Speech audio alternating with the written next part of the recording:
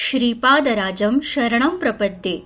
सद्गुरुनाथ परमपिता परमात्मा श्री गोपाल बाबा महाराज की जय।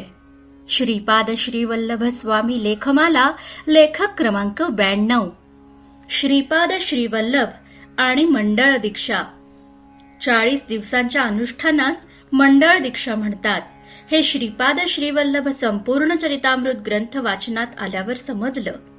ग्रंथात बऱ्याचदा याचा संदर्भ येतो। तसेच ग्रंथात क्रियायोग, महावतार बाबाजी, श्यामाचरण लाहिरी महाशय हे संदर्भ देखील बऱ्याचदा येतात।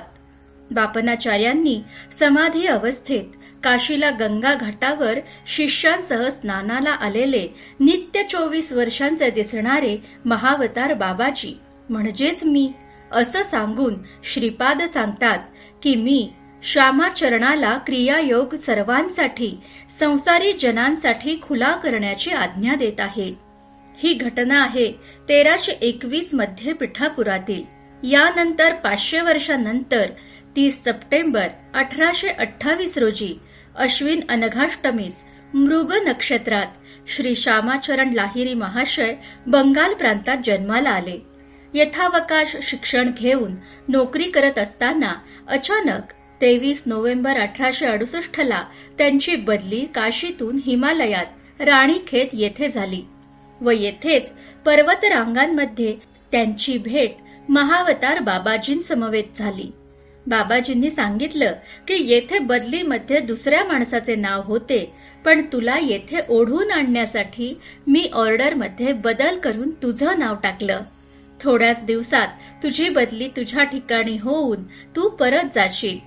त्याप्रमाणे लगेचच 1.5 महिन्यात म्हणजे 15 जानेवारी 1869 ला लाहिरी महाशय काशीला परत निघाले। आता थोडे त्यावेळच्या पंचांगाचे तपशील पाहिले तर श्रीपाद श्रीवल्लभ लीला समजून येतात।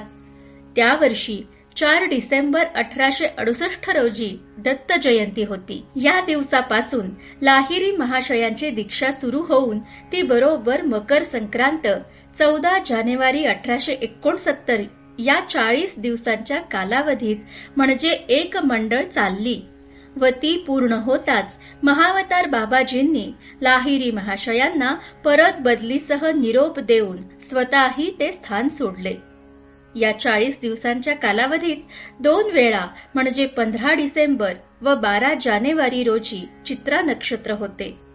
दत्त जयंती, मकर संक्रांती, हनुमान जयंती, रामनवमी, गुरुपौर्णिमा, राखी पौर्णिमा, श्रीपाद जयंती, महालय अमावस्या, विजयादशमी, अनघाष्टमी, चित्रा नक्षत्र हे सर्व मुहूर्त स्वतः श्रीपाद श्रीवल्लभ दत्तप्रभू अनुसरण करतात हे नक्की।